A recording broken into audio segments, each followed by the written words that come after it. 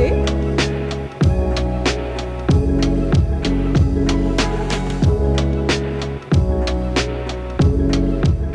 Donc on va commencer par 148 pages. Il va avoir un gros dossier central qui s'appellera pas le dossier parce que c'est un peu basique, mais qui va faire 56 pages et qui sera le cœur.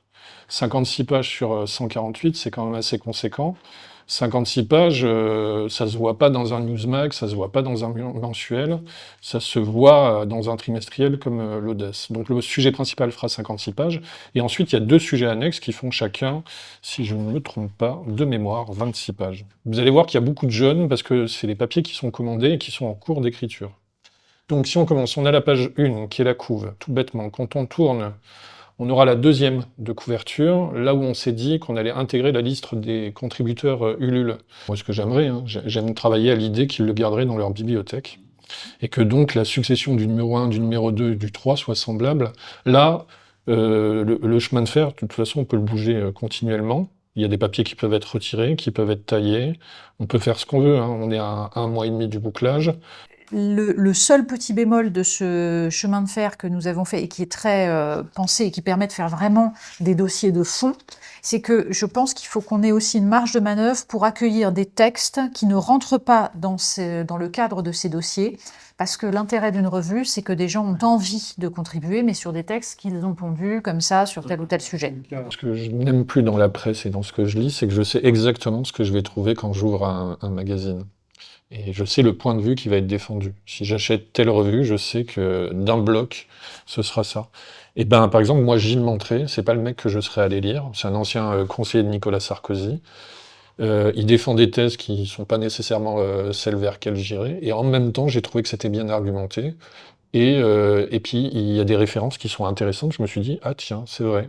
Ah tiens, il faudrait aller lire telle personne. C'est un peu bousculé, quoi. Bah, à mon avis, c'est l'essence même d'une revue, parce que si c'est juste pour être conforté tout le temps dans ce que l'on pense, bon, bah, ça n'a pas beaucoup d'intérêt, quoi.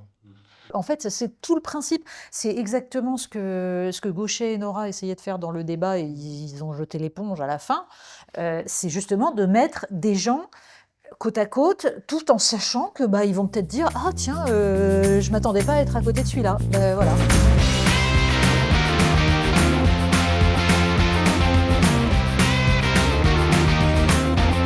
On dit que l'audace, depuis le début, on a un pied dans l'histoire, dans le passé et dans le présent. Là, c'est une bonne illustration, c'est-à-dire que c'est un élément qui va nous évoquer les vieux livres, des vieilles éditions, et en même temps avec des couleurs du présent. J'aime beaucoup celui-ci, moi. Oui, il y a un côté presque psychédélique là-dedans. Je pense que c'est ce qui peut venir nous ancrer dans une certaine forme de modernité, de dynamisme, et venir un peu chambouler les idées préconçues qu'on peut avoir. L'idée, c'était toujours dire, voilà, le postulat, si c'est de tirer le fil du passé pour s'inscrire dans le présent, voire le futur, c'était d'aller chercher dans les fonds iconographiques de nos peintures historiques. Et comme là, effectivement, on part sur Jules Brumaire et Bonaparte, d'utiliser la peinture comme un écrin et produire un télescopage avec 2 types d'iconographie. Je trouve qu'une photo moderne sur un tableau, c'est très bien ça. Mais l'idée, c'est effectivement, et ça peut faire comme une coquetterie, mais il y a quand même des choses très structurées par ailleurs. Oui, c'est quand même hyper cadré. Ce que vous dit pas Brice, c'est qu'il y a des règles de mathématiques qui se retrouvent partout, des décalages en taille qui se retrouvent exactement partout. Avec une règle de 10, c'est-à-dire qu'on a 20... C'est son nombre d'or à lui, en quelque voilà. sorte. Donc là, c'est pour vous montrer des structures, vous montrer l'idée de relier le passé, le présent, le passé.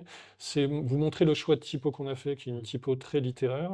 Très beau. Et vous montrer par exemple des partis pris, c'est qu'on ne veut pas un texte qui soit justifié partout, et il est toujours là, aligné à gauche. Et alors ça me pose, moi c'est pas le problème. J'aime bien quand c'est justifié à gauche et à droite. Ouais, et ça complique. Je trouve que le fait que ce soit justifié à gauche Il y a une coquetterie. donne un dynamisme. Ce serait, tu vois, il y a un côté, si tu justifies des deux côtés, il y a un côté clouille. Tu vois, c'est lourd. Là, tout à coup, c'est léger, ça s'envole.